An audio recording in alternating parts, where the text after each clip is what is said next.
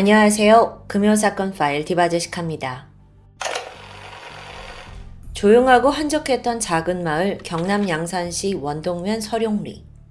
하지만 2022년 4월 16일 이날은 마을에 수많은 외지인들이 몰렸습니다. 그들의 옷에 적힌 글자를 보니 KCSI, 경찰과학수사대였는데요. 수사팀들이 무작정 빈 땅을 파내려 가기 시작했어요. 하지만 곧이어 돌덩이로 막혀서 작업이 쉽지 않았죠. 그 돌들을 일일이 손으로 드러내면서 한참의 시간이 흘렀는데요. 그렇게 약 2m를 파내려 가자 무언가가 삽 끝에 딱 걸립니다. 충격적이게도 그건 사람의 시신이었죠. 그런데 이 시신의 엄지손가락에는 붉은색의 선명한 인주 자국이 남아 있어요. 이 흔적은 사건을 더 기묘하게 만들 수 있죠. 작은 시골 마을에서 발생한 전대미문의 살인사건. 우선 피해자의 신원은 부산 금정구에 살고 있던 55세의 의사 최 씨. 실종 신고가 접수된 건 약 9일 전이었던 4월 7일 아침이었습니다. 최 씨는 전날 밤 8시쯤 잠시 아는 사람 좀 만나고 올게 하고 집을 나선 뒤에 행적이 묘연해졌습니다. 이후에 아내는 남편이 어디 갔나 싶어서 가까운 지인들을 수소문했지만 행방을 아는 사람이 없었어요. 심지어 남편은 다음날 병원에도 출근하지 않았고요.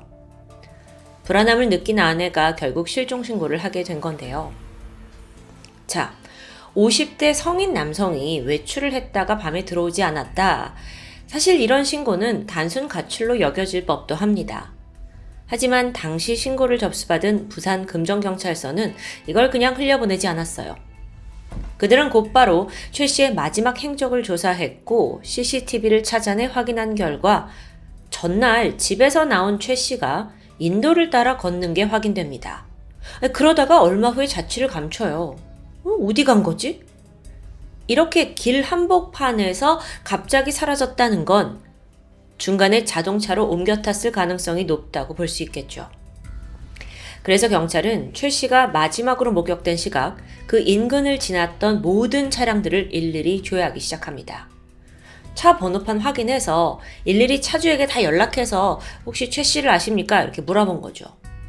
그렇게 범위를 좁혀가던 중 한 차주가 특이한 반응을 보였습니다.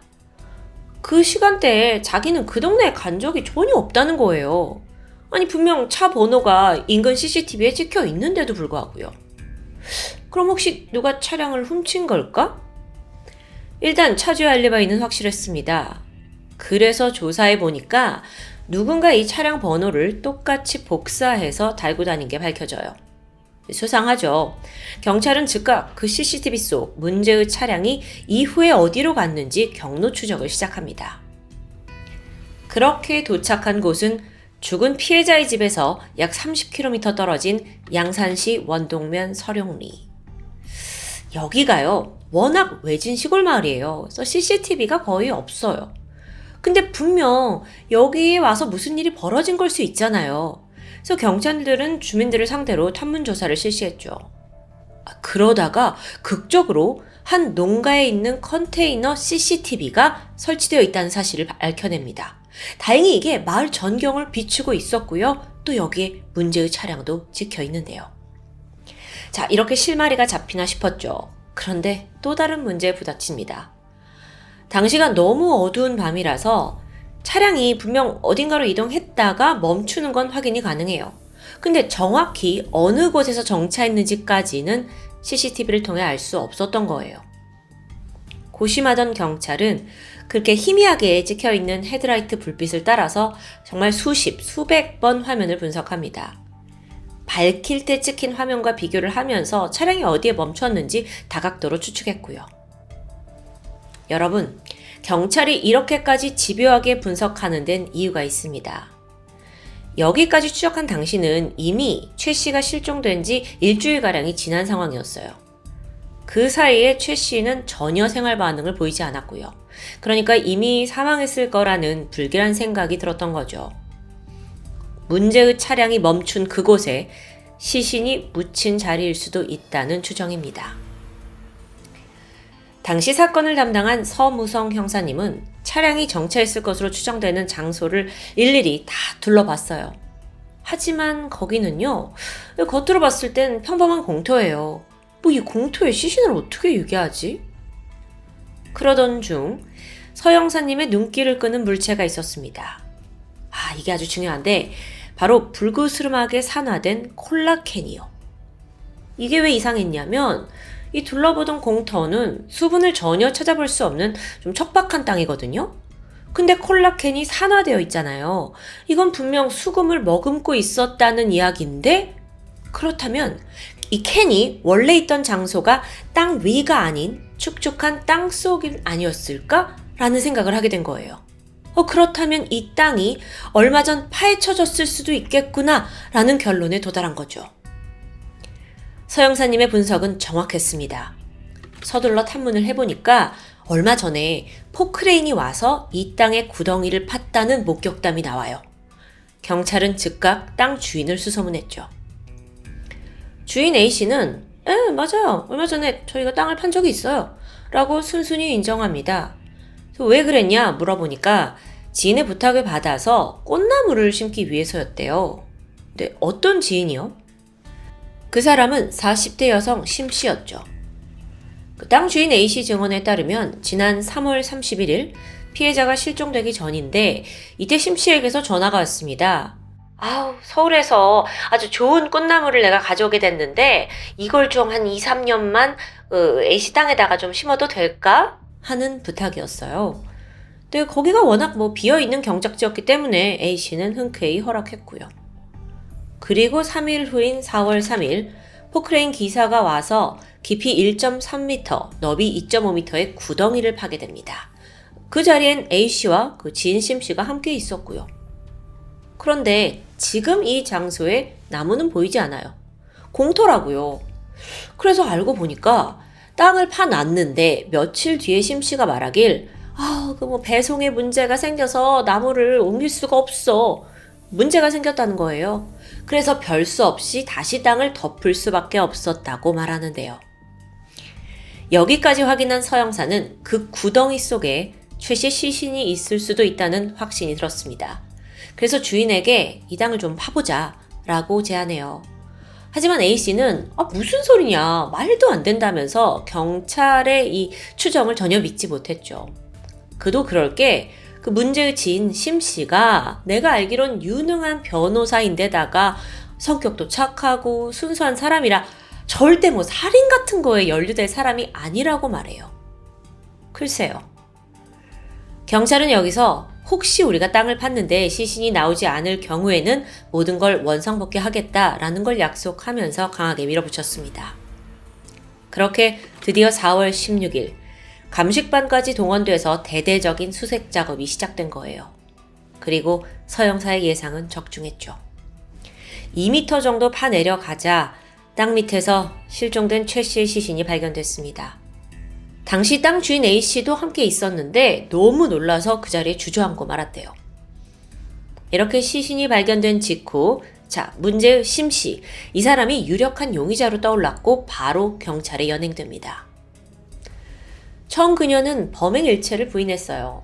하지만 CCTV 영상 있죠? 또 땅 주인 A씨의 증언까지 쏟아지면서 물러날 곳이 없었던 모양인데요. 끝내 자백이 터져나왔죠. 자기가 최 씨를 살해한 후 이곳에 안매장했다는 사실. 그렇게 심 씨가 밝힌 사건의 진상은 이러했습니다. 우선 모두가 변호사로 알고 있던 심 씨요? 그저 평범한 가정주부였어요. 그런데 주식 관련 온라인 사이트에서 활발하게 활동을 하던 중 그녀는 자신을 저는 주식 전문 변호사예요 라고 소개한 흔적이 나타납니다. 게다가 평소에 부모님은 고위 공무원이고 내 동생은 의사다 라면서 막 가짜 인생으로 늘 포장을 해왔던 것도 밝혀져요. 안타깝게도 이 거짓말에 피해자 최 씨가 속았던 겁니다. 변호사라는 심 씨, 그녀를 전적으로 믿고 큰 돈을 투자하게 되는데요. 그리고 투자 초기에는 사실 심 씨가 매월 수익금입니다 하면서 수백만 원에 달하는 돈을 입금해줬어요. 꼬박꼬박요. 그러니까 믿음은 점점 커져만 가죠. 그러던 2017년 4월 두 사람은 이게 너무 잘 되니까 아예 투자 사무실을 차리기로 해요. 그러면서 경남 양산시에 원룸을 하나 얻게 되는데 이때 보증금은 최 씨가 내고 월세는 심 씨가 부담하기로 합니다. 그렇게 이들의 주식 투자는 순조롭게 돌아가는 듯 했죠. 하지만 시간이 지나면서 이제 경제가 크게 흔들렸죠. 주식도 곤두박치기 시작했고요. 근데 또 이때쯤 피해자 최 씨는요, 의사잖아요. 본업이 너무 바빠서 이 투자한 주식에 대해서는 잘 살피지 못하고 있던 때입니다. 워낙 심 씨가 돈을 잘 벌어오니까 잘하고 있겠지 라고 철석같이 믿었던 거예요. 그러던 2022년 3월 28일 따르릉 하고 원룸 주인으로부터 최 씨가 뜻밖의 전화를 받게 돼요. 월세가 밀렸다는 거예요. 월세는 심 씨가 내기로 했는데 상황이 안 좋은가? 그래서 파헤쳐 보니까 심 씨가 막대한 손해를 보고 있던 상황입니다. 그러니까 월세를 낼 돈이 없었던 거죠. 그제서야 최 씨는 이미 투자했던 수억 원의 원금까지 다 날아간 상태였다는 걸 깨닫게 되고요. 심지어 투자비로 내놓은 1억 원을 심 씨가 투자가 아닌 개인적인 용도로 사용했다는 것도 밝혀집니다. 열받죠. 그래서 크게 분노한 최 씨는 전화를 해서 당장 내 1억을 내놔라 라고 요구했어요. 그러면서 내놓지 않으면 심 씨의 남편에게도 모든 사실을 말하겠다고 했죠. 여기에 심 씨가 움찔했습니다. 사실 그녀는 이미 주식으로 과거에 큰 돈을 잃은 전적이 있어요. 이때 남편하고 부딪히면서 거의 이혼까지 갈 만큼 위기를 맞았거든요. 그래서 그때 내가 2번 다시 주식 안 할게 이렇게 약속을 했다고 합니다. 근데 만약 최 씨가 지금 내가 이렇게 돈을 잃고 했다는 거를 남편한테 얘기한다면 절대 안 되죠. 근데 또 지금 최 씨한테 돌려줄 1억 원도 없어요. 그렇게 궁지에 몰린 심 씨가 끝내 극단적인 생각에 빠지게 돼요. 최 씨 죽여야겠다. 돈을 재촉하고 있는 최 씨에게 그녀는 4월 6일까지만 좀 시간을 달라라고 부탁하게 돼요. 그리고 이제 일주일 정도가 지금 주어졌잖아요. 그동안에 돈을 마련하는 게 아니라 가장 먼저 시신을 유기할 장소를 찾습니다. 그때 지인이 가지고 있던 시골 경작지가 생각났고 꽃나무 좀 심을게, 땅 좀 빌릴게 하면서 땅을 파내려 갔던 거예요. 심 씨의 계획은 순조롭게 진행됐죠. 4월 6일 사건 당일에 심 씨는 지인에게 빌린 차량에 미리 준비한 대포 번호판을 부착합니다. 철저해요. 그리고 최 씨를 만나러 갔죠. 그때 차 안에는요, 가방 하나가 있었는데 살인에 사용할 빨랫줄이 들어있었습니다. 또한 이후 자기가 도주를 해야 될 텐데 경찰이 추적을 피해야겠다 생각했는지 옷가지와 가발까지 준비했고요. 저녁 8시 7분 부산 kum정구에 있는 아파트 근처에서 최 씨를 만나서 차에 태워요. 그러면서 좀 조용한 곳에 가서 이야기를 할까요? 그래서 청룡동에 있는 범어사 주차장으로 향했죠. 이후들은 함께 뒷자리로 옮겨 타서 대화를 시작합니다. 심 씨가 최 씨에게 내가 지금 수중에 1억 원이 없다. 대신에 한 달에 100만 원씩 정도 갚아줄 수는 있는데 어떠냐? 라고 제안합니다. 근데 최 씨는 이제 아니 그게 무슨 말도 안 되는 소리냐. 이건 얘기가 다르지 않냐? 라면서 크게 화를 냈고 난 당신이랑 이제 얘기 못하겠다 하면서 다시 집으로 가자고 조수석으로 이동하게 돼요. 심 씨가 노린 건 바로 이 순간이었죠. 최 씨가 조수석에 앉자마자 심 씨는 미리 준비한 빨랫줄을 꺼내서 뒤에서 목을 조르기 시작합니다. 그리고 필사적으로 잡아당겼죠. 너무도 갑작스러운 공격에 최 씨도 막 저항을 했지만 역부족이었어요. 그렇게 잠시 후 최 씨는 숨이 끊어집니다. 어쩌면 이게 여성과 함께 있었기 때문에 이런 범죄를 급습한다는 걸 상상도 못했을 것 같아요. 또 그만큼 심 씨가 치밀하게 준비한 거고요. 이후 범인은 미리 구덩이를 파둔 서룡리로 향했고요. 최 씨의 시신을 거기에 유기했어요. 구덩이가 워낙 깊어서 혼자의 힘으로 이 땅을 다 메꾸는 건 불가능해 보였죠. 그래서 이때 그녀는 우선 시신을 덮을 정도로만 흙을 뿌려뒀고 다시 돌아옵니다.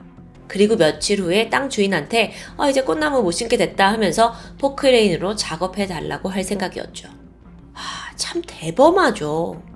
그녀는 완벽 범죄라고 자부했어요. 이 마을은 워낙 외진 곳이라 CCTV도 없고 또 자기가 타고 온 차도 대포차니까요. 그런데 시신에서 발견된 빨간 인주, 그거 기억하시나요? 거기엔 어떤 사연이 있을까요? 자, 시신을 잘 은폐했다고 안심하고 있던 심 씨에게 예상치 못한 전화가 한 통 걸려옵니다. 바로 최 씨의 아내였어요. 남편이 없어지고 막 수소문하고 있는데 아내는 사실 이미 남편과 심 씨가 이렇게 투자 관계에 얽혀 있다는 걸 알고 있었거든요. 그래서 혹시 내 남편을 만나지 않았냐, 행방을 알고 있냐 물었죠.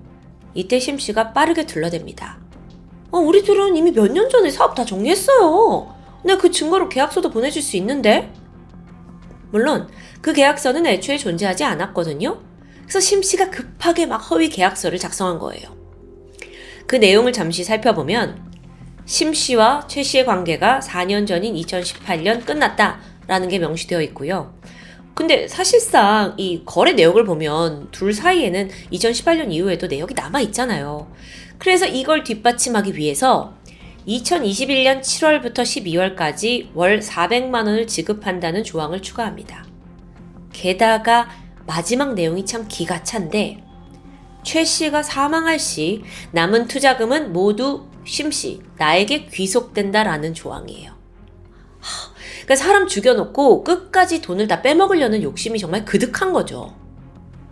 그렇게 계약서를 쫙 작성하고 심 씨는 자신의 이름과 지장을 찍습니다.